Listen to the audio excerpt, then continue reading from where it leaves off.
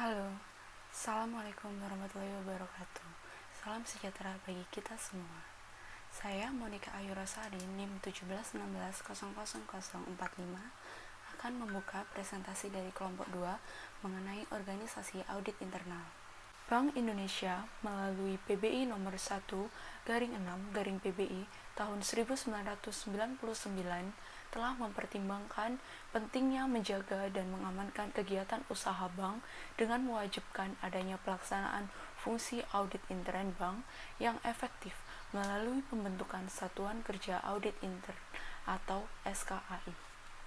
Sesuai ketentuan SPF AIB, misi dari audit internal adalah tercapainya secara baik kepentingan bank dan masyarakat penyimpan dana.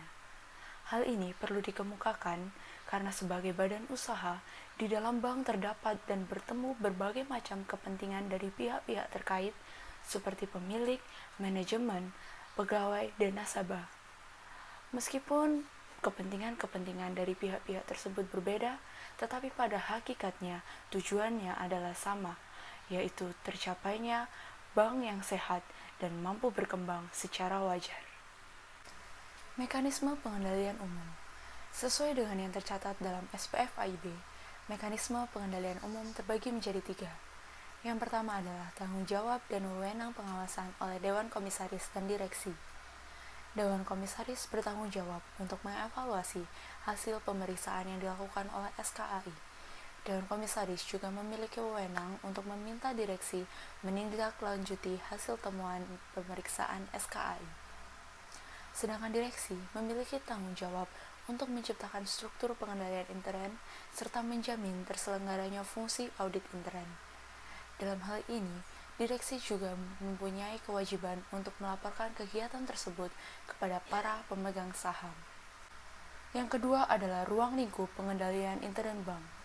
Struktur pengendalian intern meliputi kebijakan, organisasi, prosedur, metode, dan ketentuan yang terkoordinasi yang dianut dalam satuan usaha. Audit internal merupakan bagian dari pengendalian audit intern. Audit intern merupakan bagian dari struktur pengendalian intern dan merupakan segala bentuk kegiatan yang berhubungan dengan audit dan pelaporan hasil audit mengenai terselenggaranya pengendalian dengan terkoordinasi dalam setiap manajemen bank. Saya Andres Referendi akan mempresentasikan tentang organisasi audit internal, tentang ruang lingkup pekerjaan.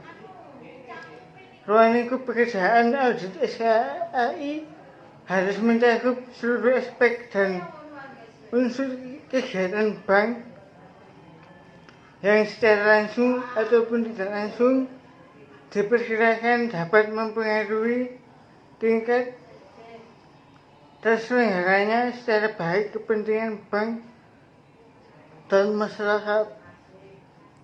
Audit intern merupakan bagian dari struktur pengendalian intern, sedangkan tujuan dari pengendalian intern adalah 1.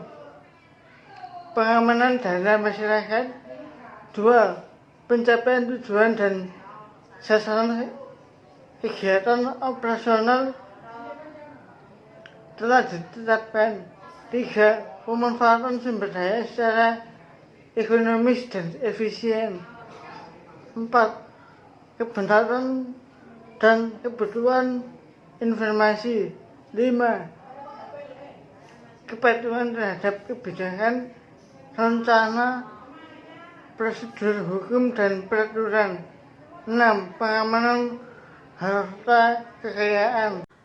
Audit intern merupakan bagian dari struktur pengendalian intern, sedangkan tujuan dari pengendalian intern adalah yang pertama, pengamanan dana masyarakat, yang kedua, pencapaian tujuan dan sasaran kegiatan operasional yang telah ditetapkan, yang ketiga, pemanfaatan sumber daya secara ekonomis dan efisien, yang keempat, kebenaran dan kebutuhan informasi, yang kelima, kepatuhan terhadap kebijakan, rencana, prosedur, hukum, dan peraturan, dan yang terakhir, pengamanan harta kekayaan. Struktur organisasi. Struktur organisasi harus jelas mengatur aspek-aspek yang berkaitan dengan pembagian kerja di antara auditor, pengelompokan auditor, dan rentang kendali serta pendelegasian wewenang dari Kepala SKAI. Oke, saya Danti Randa. Saya akan melanjutkan penjelasan dari Dia Ratri. Pelaporan terkait dengan pelaporan Kepala SKAI wajib A. Menyampaikan laporan audit kepada Dirut dan Dewan Komisaris. Yang B. Menyiapkan laporan pelaksanaan dan pokok-pokok hasil audit yang akan disampaikan kepada BI setiap semester dengan tanda tangan dari Dirut. C.